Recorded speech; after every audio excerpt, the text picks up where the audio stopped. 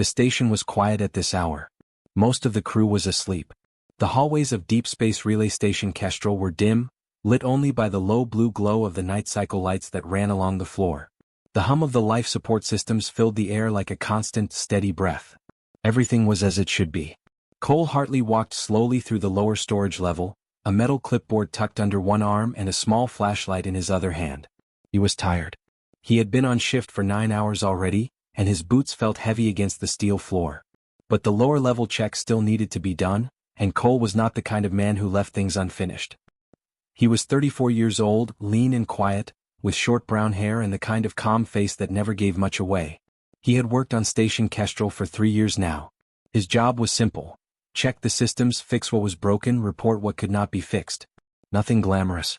Nothing exciting. Just steady, honest work. He liked it that way.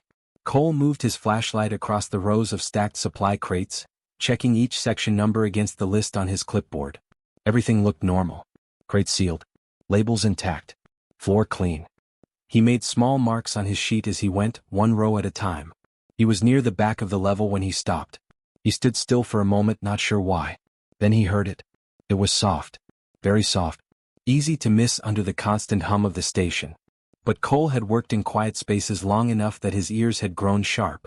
He turned his head slowly, trying to find the direction of the sound. It came again.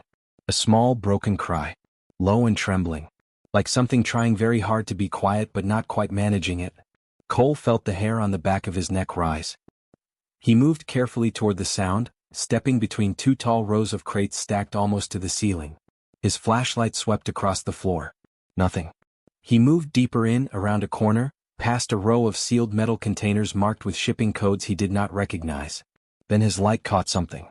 Tucked behind the last crate in the row, pressed into the corner where the wall met the floor, was a creature so small that Cole almost missed it entirely. He crouched down slowly. It was a dragon hatchling. Cole had seen pictures of Drakari young before, in species briefings during his first year on the station. But pictures had not prepared him for how small one actually was. The hatchling was no bigger than a large house cat.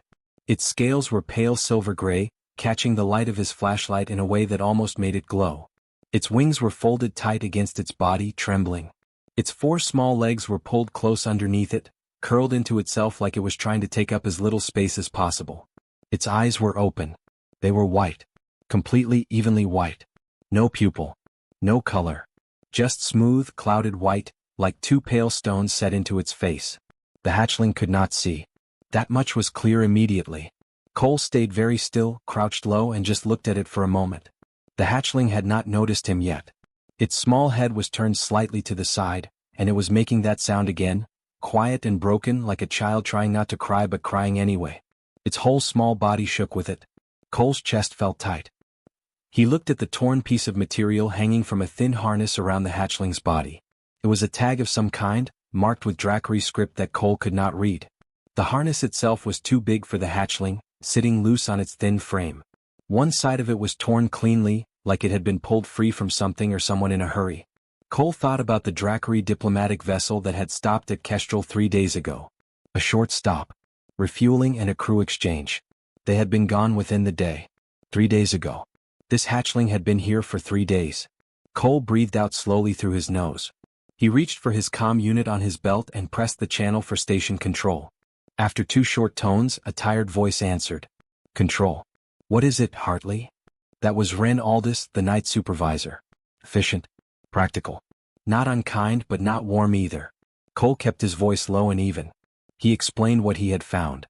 A Drakari hatchling, young, blind, left behind in the lower storage level.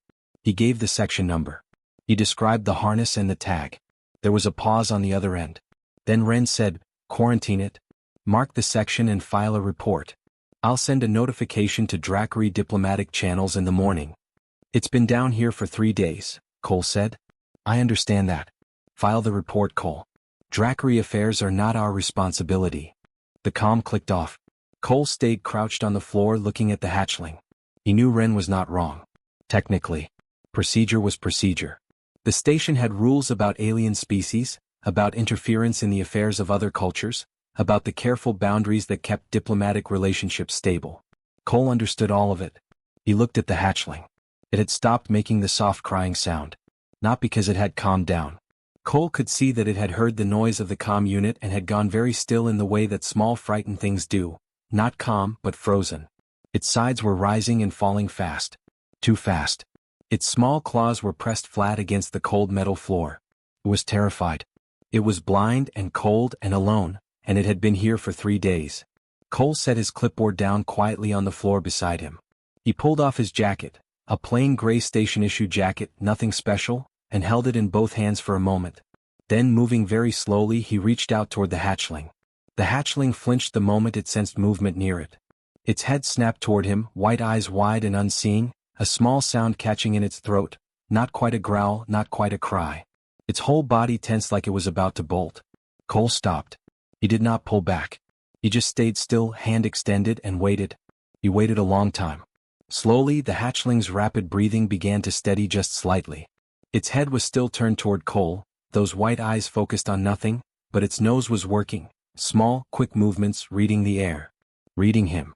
Cole did not move. The hatchling leaned forward just a fraction. Sniffing. Uncertain. Cole let it. After a moment, very slowly, he let the jacket fall gently over the hatchling's back, not grabbing, not wrapping tight, just laying it softly across its trembling body like a blanket. The hatchling flinched again. A sharp, full-body flinch, scales bristling. Then it went still. The warmth hit it immediately. Cole could see it in the way the rigid tension in its small body began, very slowly, to loosen. His breathing changed. The fast, shallow pace of it grew longer and slower, one breath at a time. Its wings, which had been pulled in so tight, relaxed just slightly against its sides. Cole stayed crouched on the cold floor and watched it breathe. He did not think about the report he still had to file. He did not think about Wren's instructions or the diplomatic channels or the proper procedure for handling alien species found in quarantine zones. He thought about none of that. He thought about how long 3 days was to be cold and alone and unable to see. He leaned forward a little, elbows resting on his knees, and spoke in a low and quiet voice. "I've got you," he said. "You're not alone anymore." The hatchling's head turned toward the sound of his voice. Those white eyes, sightless, clouded, pointed directly at him as if they could see him perfectly. Then the hatchling made a sound. Not a cry. Not a growl. Something quieter than both. A small, uncertain sound, like a question asked by someone who had almost given up on expecting an answer. Cole did not know what it meant. He did not speak Dracari. He did not know this creature, did not know its name or its story or why it had been left behind in a dark storage bay on a station at the edge of known space. But he stayed. He stayed crouched on that cold metal floor, jacket wrapped around a blind silver hatchling that was slowly, carefully, leaning the smallest amount of its weight against his hand. And Cole decided, quietly and without drama, that he was going to figure this out. Whatever it took. Cole did not go back to his quarters that night.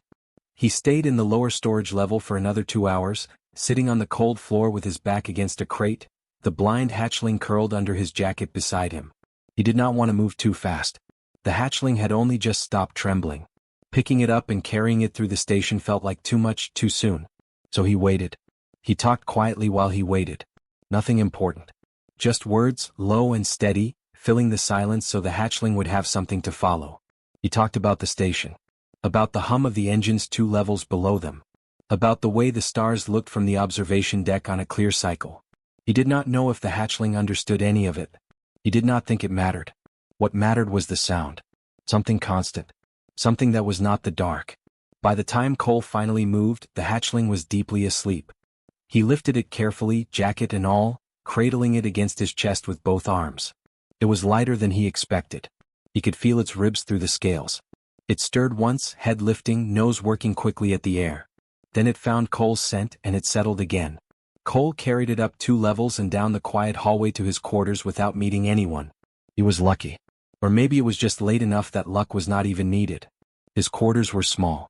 1 bed, 1 desk, a narrow shelf above it, a bathroom the size of a cupboard. Standard crew accommodation. Cole had lived in it for 3 years and it suited him fine. He cleared a space on the floor near the foot of his bed, folded an extra blanket into a thick square, and set the hatchling down gently on top of it. It woke up when he set it down. The white eyes opened, unfocused and wide. The hatchling lifted its head and went very still in that frozen, frightened way Cole had already learned to recognize. New place. New smells. Unknown. Cole crouched down immediately and spoke. Same person, he said quietly. Still me? You're okay. The hatchling's nose moved. It turned its head toward his voice. The tension in its small body eased by half. Cole stayed close to the floor and let the hatchling take its time. It began to move slowly, nose down, pressing its face against the blanket, then the floor, then the leg of the bed. It was mapping the space. Cole watched it work its way carefully around the small area, building a picture of the room in smell and sound and the feeling of surfaces under its feet. It took a long time. Cole did not rush it. When the hatchling finally returned to the folded blanket and lay down on its own, Cole let out a breath he had not realized he was holding. He named it that night. He did not know if it already had a name in Dracary. Probably it did. But he needed something to call it, something that felt right for a creature that navigated the world through sound and vibration. He thought about it for a while, lying on his bed in the dark, listening to the small sounds of the hatchling settling on the floor below him. Soren. It felt right. He did not know exactly why. It just did. Soren, he said quietly into the dark. The hatchling's head lifted. Cole smiled at the ceiling. The next few days were the most careful of Cole's life. He learned quickly that everything had to be done in a certain order. Before he touched Soren, he spoke first. Before he placed food near him, he let Soren smell his hand. Before he moved anything in the room, he described where it was going. It felt strange at first, narrating his own movements like a commentary on a very boring video. But Soren responded to it every time. The sound of Cole's voice was a signal. It meant safe. It meant known. It meant here. Cole replicated food from the station's small kitchen unit, looking up Dracary hatchling dietary information on his personal terminal late at night when the network was quiet.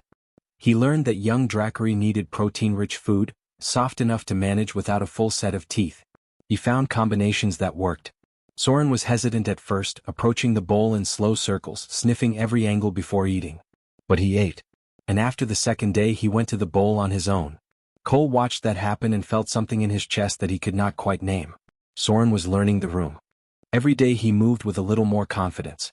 His path from the blanket to the food bowl became a straight line. His path from the food bowl to the water dish became equally direct. He stopped bumping into the leg of the desk after the third day. He learned where Cole's boots were usually left by the door and began walking around them without hesitation. On the fourth day, Cole walked into his quarters after a shift and Soren lifted his head before the door had even fully opened. He had recognized Cole's footsteps in the hallway. Cole stopped in the doorway and stared at him.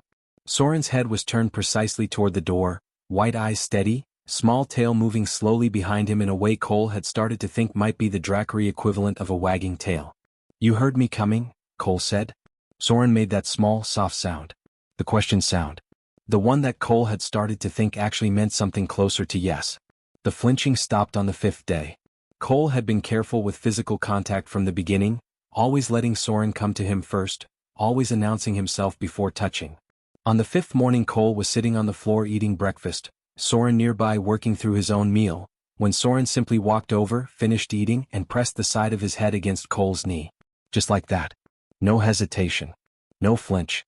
Just a small blind dragon hatchling leaning against a human's knee like it was the most normal thing in the world.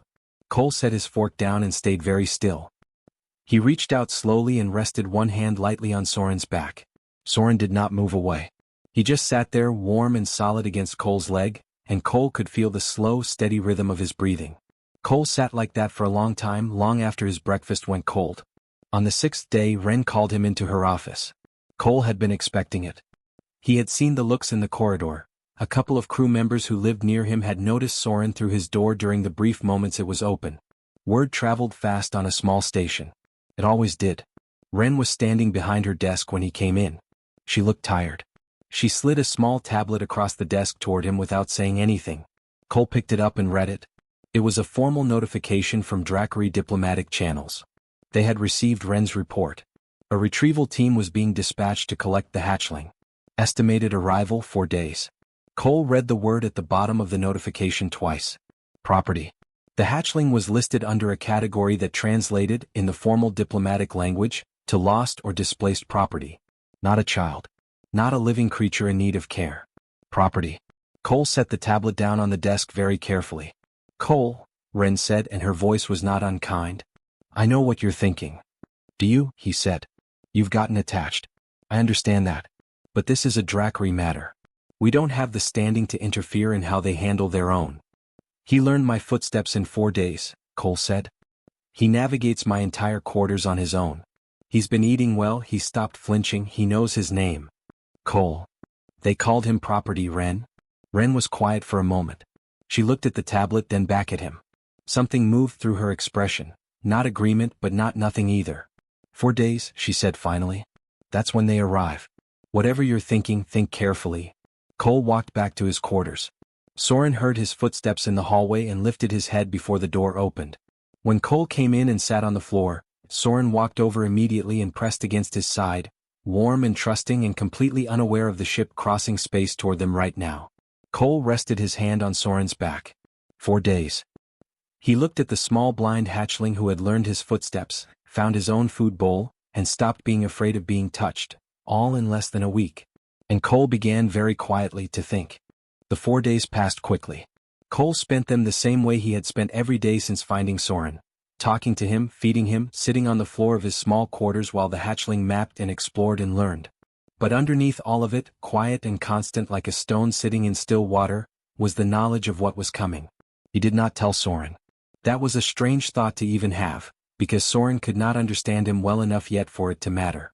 But Cole found himself talking around it, filling the hours with other words, other sounds, keeping his voice steady and calm so Soren would not pick up on anything wrong. Because Soren could pick up on things. Cole had learned that fast. On the second of the 4 days, Cole had been sitting at his desk working through a maintenance report, shoulders tense, jaw tight, thinking too hard about the retrieval team. Soren had been asleep on his blanket across the room. Without any sound or warning, the hatchling had woken up, walked across the room in a straight line, and pressed his head firmly against Cole's leg. Just that. Just presence. Cole had stopped typing and looked down at him for a long moment. He did not know how Soren had sensed it. Maybe it was the pattern of Cole's breathing. Maybe it was the way his chair shifted when he was tense, or the particular rhythm of his fingers on the keyboard. Whatever it was, Soren had noticed. And he had come. Cole had rested his hand on the hatchling's back and stayed very still until the tightness in his chest loosened. That was 2 days before the Drackery arrived. The ship docked on the morning of the 4th day. Cole was already awake. He had not slept well. He had fed Soren early, sat with him for a while, and then settled Soren on his blanket with a piece of smooth metal piping that the hatchling had claimed as a favorite object, something he liked to roll between his front feet and nose along the floor. Soren was calm, occupied, unaware. Cole stood in the corridor outside his quarters and waited. He heard her before he saw her. Not because she was loud. She was not. She was the opposite of loud. Her footsteps were precise and even on the metal floor, each one exactly the same weight and spacing as the last, the walk of someone who had spent a lifetime moving with total control. Behind her were 2 members of her crew, equally controlled, equally silent. Commander Saya was tall. Taller than Cole by nearly a head. She was Drackery in full formal bearing, scaled in deep charcoal gray, armored across the shoulders and chest in dark plating that caught the corridor light. Her eyes were sharp and gold and they moved over everything they passed with the calm, automatic assessment of someone who was always calculating and never surprised. She stopped in front of Cole. She looked at him the way someone looks at a door, something to be opened and moved past. Specialist Hartley, she said. Her standard was clean and precise. I am Commander Saya. I am here to retrieve the displaced hatchling. Please take me to it. Cole met her eyes. He kept his voice level. Before we do that, he said, I'd like to show you something. Saya's expression did not change. That will not be necessary. This is a retrieval. It is a simple matter. I understand that's why you came, Cole said. I'm asking for 5 minutes. Pause. Brief. Saya looked at him with those gold eyes, reading him the way she had read the corridor, assessing, calculating. Then she gave one short nod. Cole opened the door to his quarters. Soren heard the door. His head came up immediately, nose working. He turned toward the entrance, read the air, and found Cole's scent among the new ones. His small tail moved. He stood up from his blanket and took a few steps toward the door in that careful, confident way he had developed over the past days, not hesitant, not stumbling, just measured. Cole stepped inside first. Saya followed, stopping just inside the doorway. Her 2 crew members stayed in the corridor. Saya looked at the hatchling. Something passed through her face, very fast, very controlled. Cole caught it anyway. It was not warmth. It was not softness.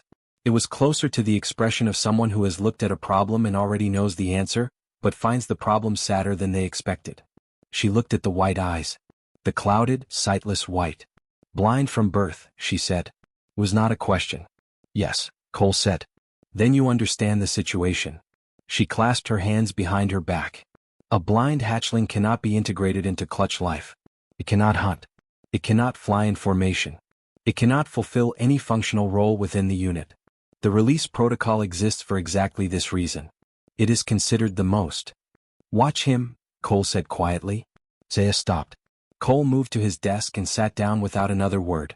He picked up a stylus and turned back to his screen as if he was simply going back to work. Soren, who had been standing in the middle of the room orienting toward voices, turned his head toward Cole's familiar movements.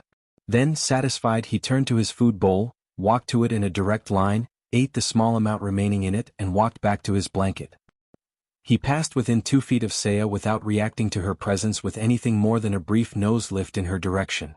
Then he picked up his metal pipe, lay down, and began rolling it quietly between his front feet. Saya watched all of this without speaking. Cole turned in his chair. He learned the layout of this room in 3 days, Cole said. He recognized my footsteps from the hallway by day 4. He navigates to his food, his water, and his sleeping space without help. He responds to his name. He knows the difference between my walking pace when I'm calm and when I'm tense. Cole paused. He's been with me for 10 days. Saya's eyes moved from Soren back to Cole. Her expression was controlled. But her voice, when she spoke, was slightly slower than before. What you are describing is adaptation, she said. Basic survival behavior. It does not change his fundamental limitations. His limitations, Cole said, keeping his voice even, are different from what you think they are. He is not a broken version of a sighted hatchling. He is something else. Something that works differently. He leaned forward slightly. 10 days, Commander. He did all of that in 10 days with a human who doesn't even speak his language. Saya was quiet. The room was quiet except for the small sound of Soren's metal pipe rolling softly on the floor. Then Saya said in a measured tone, "You are not Drackery. You do not understand what it means to be part of a clutch. What it demands. What it costs to carry a member who cannot." She stopped. Because Soren had stood up. He had been lying on his blanket, but now he was standing, nose lifted, turned precisely towards Saya. He had been listening to her voice this whole time, Cole realized. Tracking it. Mapping a new presence in the room the same way he mapped everything, through sound and smell and careful, patient attention. And now he took one step toward her. Then another. Slow and deliberate. Head slightly lowered, nose working steadily. Not aggressive. Not frightened.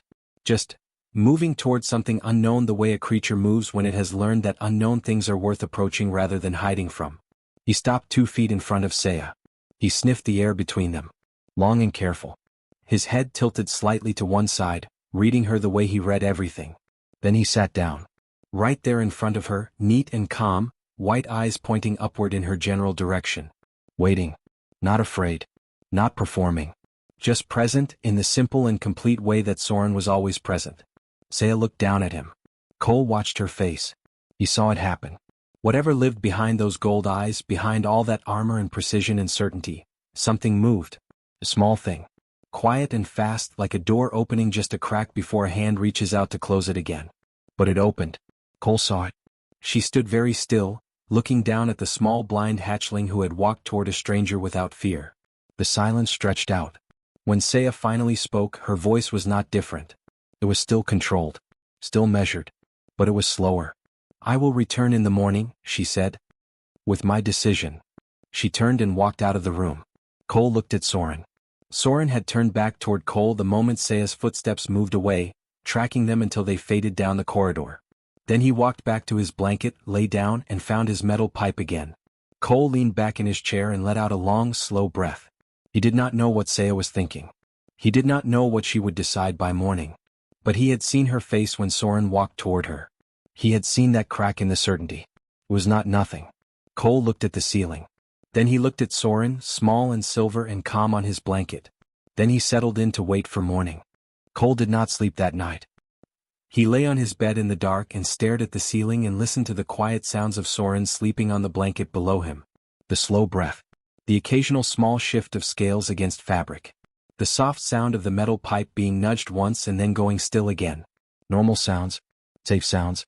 Cole kept his eyes on the ceiling and thought about Saya's face. That crack. That brief, unguarded moment when something behind her gold eyes had moved. He turned it over in his mind the way you turn a stone over in your hand, looking at it from every angle, trying to understand what it meant and what it did not mean. He did not know enough about Drakri commanders to know if a crack was enough. He did not know if anything was enough. At some point before the morning cycle lights came on, he must have slept, because he woke to the sound of Soren moving around the room and the blue glow of early station morning coming through the narrow window above his desk. He sat up slowly.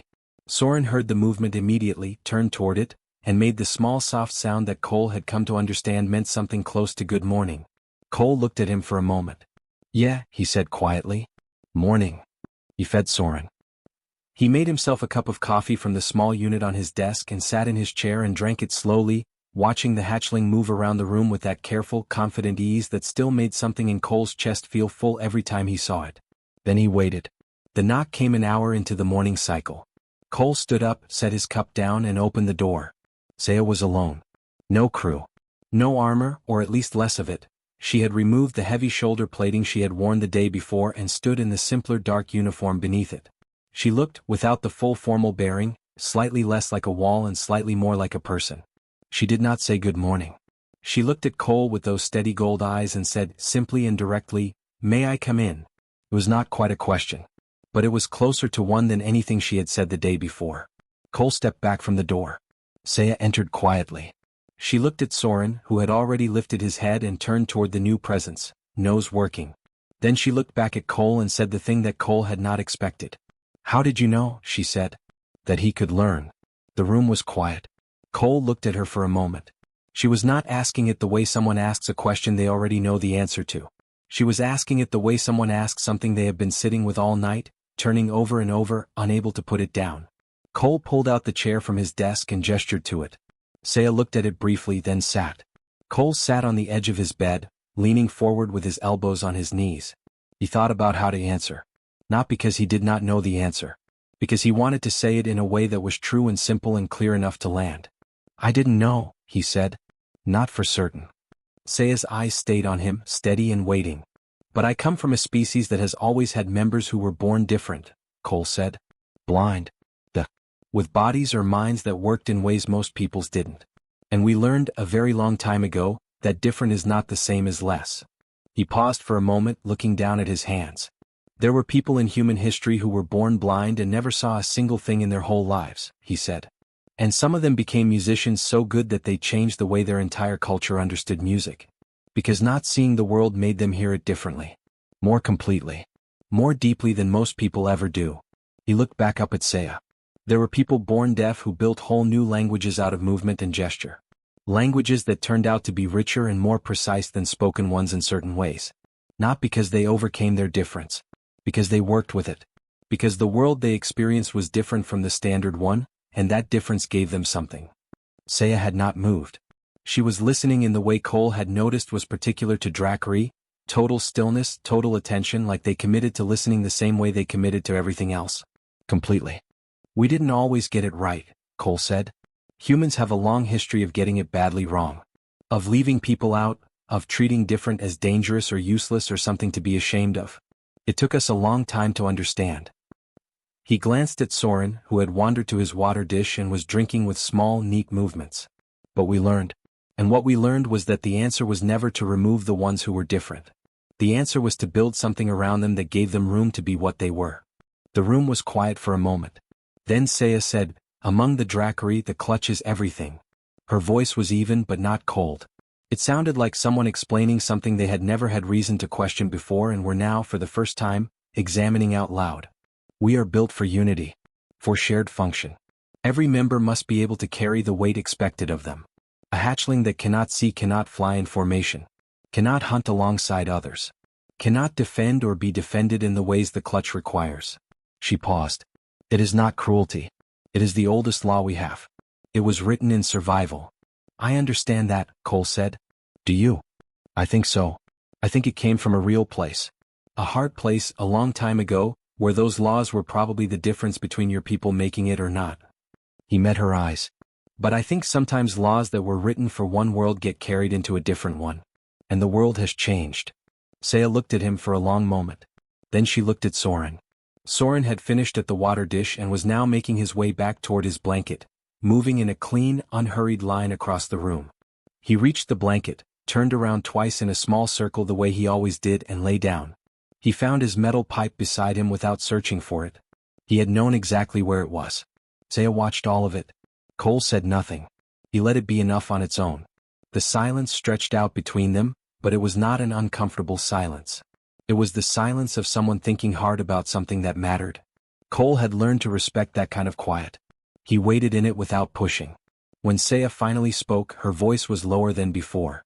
Not softer exactly, but lower. Like something that had been held at a formal distance had moved just slightly closer. Among my people, she said, he would never have had this chance. She was still watching Soren.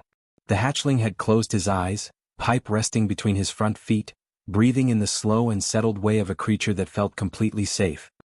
He would have been gone before any of this was possible, Saya said. Before anyone could have known what he was capable of. She did not say it with anger. She did not say it with guilt. She said it the way someone says something that has just become true for them in a way it was not true before. A fact that has shifted from abstract to real. From policy to this particular small creature lying on this particular blanket in this particular room, chest rising and falling, alive and calm and full of a capability that no one in his own culture had ever stayed long enough to see. Cole watched her face. There was something in it now that had not been there when she walked in. He could not name it precisely. It was not a decision. It was something that comes before a decision. A loosening. Like the moment before a door opens when you can see the light beginning to show at the edge of it. I need to contact the Elder Clutch, Saya said. She stood from the chair, slowly and straightened. The formal bearing returned, but it sat differently on her now. A little less like armor. There is a provision. In the oldest part of our compact with the Galactic Council. Interspecies guardianship. She looked at Cole directly. I cannot promise anything. I know, Cole said. I will need 7 days. I'll be here, Cole said. Saya looked at Soren one more time. The hatchling's ear tilted slightly at the sound of voices, even in sleep. A small, automatic movement. Always listening. Always learning. Saya turned and walked to the door. She paused at the threshold, her back to Cole, and was still for just a moment. Then she walked out. Cole stood in the middle of his quiet room. He looked at Soren sleeping on the blanket. He thought about everything Saya had said and everything she had not said. Then he sat down on the floor beside the hatchling, close enough that Soren could feel his warmth even in sleep. 7 days. He could do 7 days. The first day was the hardest. Not because anything bad happened. Nothing happened at all. That was almost worse. Cole went to work, did his shift, came back to his quarters, and sat with Soren while the hours moved slowly and the answer he needed stayed somewhere far away on the other side of 7 days. Ren called him into her office that afternoon. She did not sit down. She stood behind her desk with her arms crossed and her expression flat and tired, the look of someone who had been managing a problem they had not asked for and were running out of patience with it. The Drakari commander has filed a 7-day review request with the Elder Clutch, she said. Which means the situation is now formally unresolved for a week. Station Command has been in contact with me this morning. She paused. They are not happy, Cole. I understand that, Cole said. Your contract review is in 12 days. Cole looked at her steadily. I understand that too. Ren was quiet for a moment. She looked at him the way she sometimes did, like she was trying to find the version of him that would make this easier. She did not find it. I'm not telling you to give up, she said finally. Her voice had dropped slightly. I'm telling you to be careful. There are people above me who would like this resolved quietly and quickly. If the Elder Clutch says no, there will be pressure to move fast. And if they say yes? Cole said. Ren picked up a tablet from her desk and looked at it. Then we deal with that when it happens. She set it back down. 7 days, Cole. Keep your head down. Cole nodded and walked back to his quarters. He kept his head down. He went to work. He did his checks. He filed his reports. He spoke to people in the corridor the same way he always had, without extra words or extra explanation. And every day when his shift ended he went back to his room and sat on the floor with Soren and let the rest of it go quiet for a while. On the second day Pip Marsh appeared at his door. Pip worked environmental systems on the level above Cole, a compact and cheerful man with a habit of bringing food to people when he did not know what else to do. He showed up holding a container of something warm from the station kitchen and handed it to Cole without much preamble. Heard you might be having a rough week, Pip said. Cole looked at the container. You didn't have to do that. I know, Pip said. He looked past Cole at Soren, who had lifted his head toward the new voice and was pointing his nose in Pip's direction with careful interest.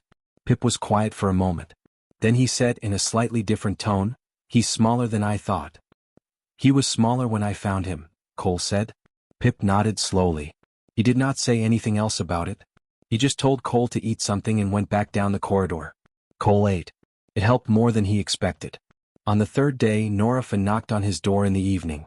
Nora ran communications on the upper deck, sharp and efficient and not someone Cole knew especially well. She was holding a tablet and she got straight to the point. "I've been looking into Dracari guardianship law," she said. "The interspecies provision Commander Saya mentioned. It's real and it's been used before. Twice that I can find, both cases involving injured adults, not hatchlings. But the legal framework exists and it holds." She turned the tablet toward him, showing a dense page of Galactic Compact documentation. "If the Elder Clutch approves, station management cannot override it. It's above their authority." Cole looked at the page. Then he looked at Nora. "Why are you doing this?" he said. Nora looked at him like the question was slightly strange. "Because it matters," she said simply. She handed him the tablet. "Keep that copy." Soren did not know about any of it. Soren knew the room. He knew it better every day, moving through it with a growing ease that Cole found quietly astonishing. By the third day he had memorized not just the fixed things, the blanket, the bowl, the water dish, the desk, the bed, but the shifting ones too. He knew where Cole usually left his boots. He knew which side of the desk Cole's cup was on. He knew the spot near the window where the air recycler made a slightly different sound and he liked to sit there sometimes, nose up, reading whatever came through it. Cole had started talking to him more deliberately. Not just gentle sounds and narration. Actual words, repeated with intention.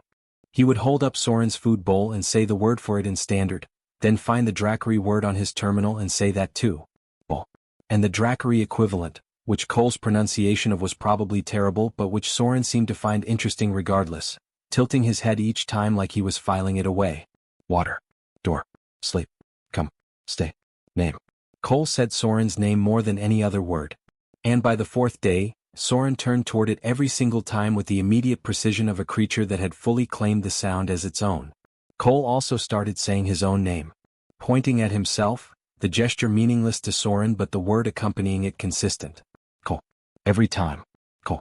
On the fifth day, Soren walked across the room, stopped in front of him, and made a sound that was not quite the soft question sound and not quite anything Cole had heard before.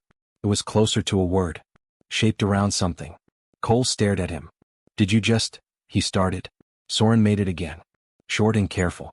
Shaped around two sounds that were not perfect but were not nothing. It was not Cole exactly. But it was trying to be. Cole sat very still on the floor of his small quarters and did not say anything for a moment because he did not trust his voice. The fifth night was the hardest night. Cole was at his desk later than he should have been, going over the documentation Nora had given him and cross-referencing it with the formal request Saya had filed and trying to find every angle, every possible weakness, everything that could go wrong. His eyes were tired. His shoulders ached. The coffee he had made an hour ago had gone cold beside him and he had not noticed. He had been staring at the same paragraph for 10 minutes without reading it. He pushed back from the desk and leaned forward with his face in his hands. The weight of it settled on him all at once, the way it sometimes does when you have been holding something at arm's length and your arms finally get tired. 2 more days. 2 more days and he still did not know. He had done everything he could think of. He had no more moves to make. All that was left was the waiting and Cole had never been good at waiting when something mattered. He felt the blanket shift. He lifted his face from his hands. Soren had woken up. He was standing on the blanket, head up, turned directly toward Cole. He had heard it, Cole realized. Whatever signal lived in the quality of Cole's breathing or the tension in the room, Soren had heard it. The hatchling walked across the floor, slow and certain, and stopped at Cole's feet. Then, with a small amount of effort and a brief scrabbling of claws on the chair leg, he climbed up. Cole helped him without thinking, hands moving automatically, and then Soren was on his lap, and then moving upward, and then settled with his small chest pressed against Cole's chest, head tucked under Cole's chin. And he went still. Cole felt it immediately. The heartbeat. Soren had his ear pressed directly over Cole's heart, and he was listening to it with the complete and focused attention he gave to everything that mattered to him. Steady. Present. Certain.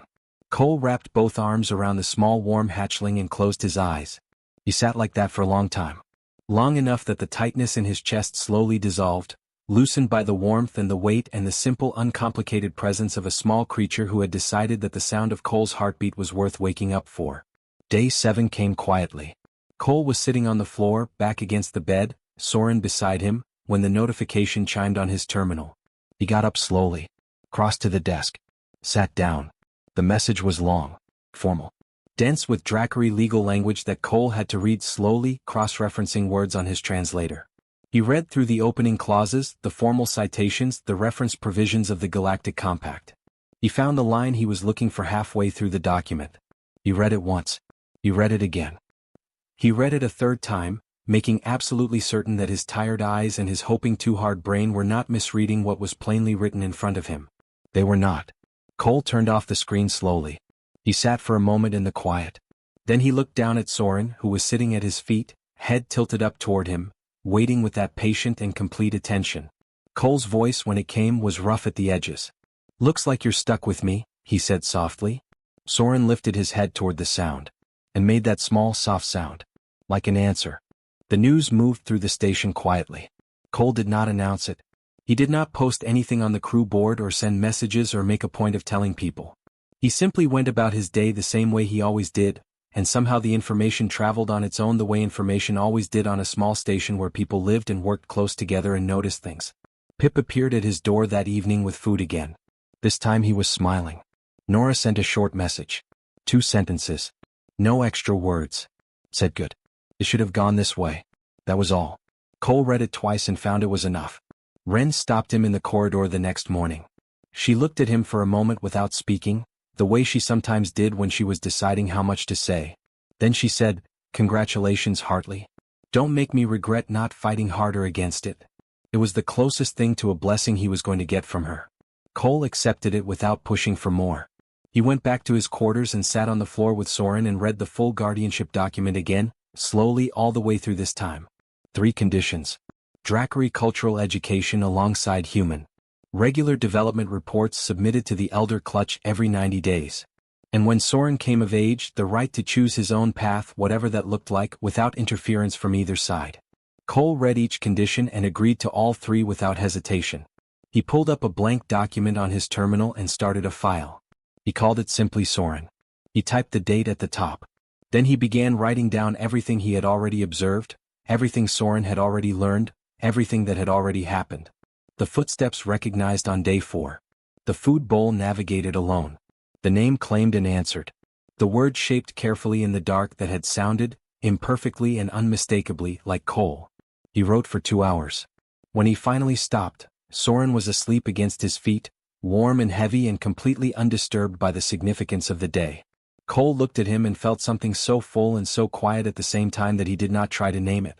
He just let it be there. Saya came back on the 3rd day after the decision. Cole was not expecting her. He answered the knock on his door and found her standing in the corridor alone, out of uniform this time, wearing the simpler dark clothing he had seen beneath her armor. She was holding something in both hands. It was a small stone. About the size of Cole's fist, roughly oval, dark gray with veins of dull copper running through it. It had been carved, not elaborately but deliberately, with a pattern of lines along one side that Cole did not recognize. Saya looked at him. Then she looked past him at Soren, who had already stood up from his blanket and turned toward the door. "May I?" she said. Cole stepped back. She entered and crossed the room slowly, the same deliberate and controlled movement she always had. But there was something different in it today. Less weight to it. Like she had put something down somewhere before she came. She stopped 2 feet from Soren and crouched down, bringing herself to his level. She held the stone out and placed it on the floor directly in front of him, then pulled her hand back and waited. Soren's nose was already working. He stepped forward, head low, and sniffed the stone carefully. He took his time with it, reading it from every angle the way he read everything that mattered to him. Then he picked it up gently in his teeth, carried it back to his blanket, and set it down beside his metal pipe. He turned around twice and lay down next to it. Saya watched him. Cole stood quietly and waited, giving her whatever this moment was. After a long time she said without turning around, "It is called a clutch stone. It is given to hatchlings when the clutch formally recognizes them." She paused. "It means he is seen. That he exists in our record. That his life has been acknowledged." Another pause. "It is usually given at birth.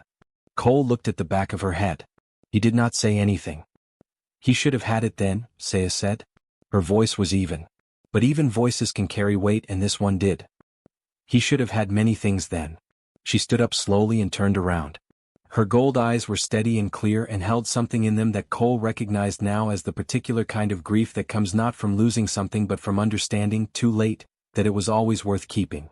She looked at Cole directly. "Teach him well," she said. "Both sides of what he is. Do not let him forget the Drackery in him because it is easier not to." She held his gaze. "He will surprise us all. I believe that now." Cole nodded. "I know he will." Saya looked at Soren one last time. The hatchling had his chin resting on the clutch stone, eyes closed, breathing slowly, keeping it warm. Then she turned and walked out. Cole stood in the middle of his quiet room for a moment. Then he went and sat on the floor beside Soren, close enough that their warmth met in the small space between them. He picked up his terminal and added a note to Soren's file. Received clutch stone. Day of formal Drackery recognition. He underlined it. Months passed. They passed the way good months do, not quickly, not slowly, but fully. Each day had weight and texture to it. Each day was different from the one before. Soren grew. Not dramatically, not in the fast visible way of some species, but steadily and surely. His frame filled out. The ribs that Cole had felt through his scales on the first night became less prominent and then disappeared entirely under healthy muscle and good weight. His movements, already confident, became fluid. He wasted nothing. Every step was placed with the precise economy of a creature that had learned to trust its own knowledge of the space it occupied. Cole kept teaching him. He built a system over those months, layered and patient, the way you build anything that matters. Language first, standard and Drackery both, everyday words attached to objects and actions and feelings until Soren had a vocabulary that lived in his body as much as his mind. Then the larger things, stories, histories, the shape of where he came from on both sides. Cole read Drackery cultural texts on his terminal in the evenings, translating them slowly into simple words he could speak aloud to Soren. He told him about human history too. About the blind musicians and the deaf architects, the people who had changed the world by experiencing it differently. Soren listened to all of it with that complete and total attention that never seemed to diminish no matter how much time passed. He was a remarkable student. Cole had expected that, but it still moved him every time. The development reports Cole sent to the Elder Clutch every 90 days were thorough and honest and full of specific observations. After the second report, he received a formal acknowledgement back. After the third, the acknowledgement included 3 lines of commentary from one of the Elder Clutch members, brief, measured, but attentive. Cole read those 3 lines many times. Something was shifting out there, quietly, at the edges of things. He did not know how far it would go. He did not push it. He just kept writing the reports and kept teaching Soren and kept showing up every day. On a night several months after the guardianship was granted, Cole took Soren to the observation deck. It was late in the station's night cycle. The deck was empty. It was a wide, open space with a long curved viewport that looked out into unobstructed deep space, and at this hour, with the interior lights dimmed, the stars filled the glass from one end to the other. Cole sat down on the floor in front of the viewport with his back against the low railing. Soren settled beside him, pressed warm against his side, nose up, reading the different quality of air in this bigger open space. Cole looked out at the stars. He was quiet for a moment, just looking, letting the sight of it settle in him the way it always did, all that dark, all that light, all that impossible distance. Then he began to talk. He described what he saw. Not in big dramatic words. Just simply and carefully, the way he described everything to Soren. The closest stars and how they looked. Sharp and steady, not twinkling the way they did through atmosphere, just clean fixed points of cold white light. The clusters further out, where the stars grouped together and the light between them turned soft and blue. The darkness between them, which was not really empty, Cole said, but full of things too far away and too faint to see. He talked for a long time. Soren sat completely still beside him, pressed against his side, head slightly tilted, absorbing every word with the whole of his attention. Building the picture. Laying it down inside himself where sight could not go but sound and trust and careful words could reach. Cole looked at the stars and talked. Soren listened and built the sky in his mind, stone by stone, word by word. At some point Soren leaned his head against Cole's shoulder. Cole stopped talking for a moment.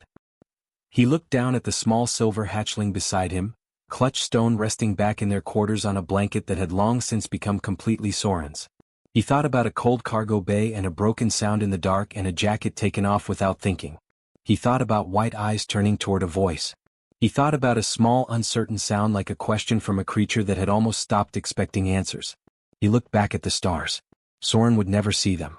He would never see the clean white points of light or the soft blue of distant clusters or the deep and layered dark between them. That was simply true, and it would always be true, and Cole had long since stopped grieving it because grief was not what this was. This was something else. This was a blind hatchling who knew the name of every star Cole had described tonight. Who would carry this sky inside him, built from words and warmth and the steady presence of someone who had chosen to stay. Who had been left alone in the dark and had been found. Who had been called property and had been called Soren instead. Who knew, without needing to see anything, that he was not alone. Cole put his arm around the small warm weight beside him. Out in the galaxy, in corners Cole would never visit and places he would never see, something was quietly moving. Other species reading old policies with new eyes. Small questions being asked in places where certain questions had never been asked before. A ripple spreading outward from a single moment in a dark cargo bay where one tired human had stopped walking and crouched down and listened. It was not a revolution. It was something quieter than that, and something that would last longer. Cole looked at the stars and did not need to say anything more. Soren breathed slowly beside him, warm and present and entirely at home. Outside the viewport the stars held their cold and steady light, indifferent and ancient and vast. And in the small warm space between a human and a blind dragon hatchling on the floor of an observation deck, something as old as any star and far more rare held its light too. Quietly. Without needing to be seen to be real.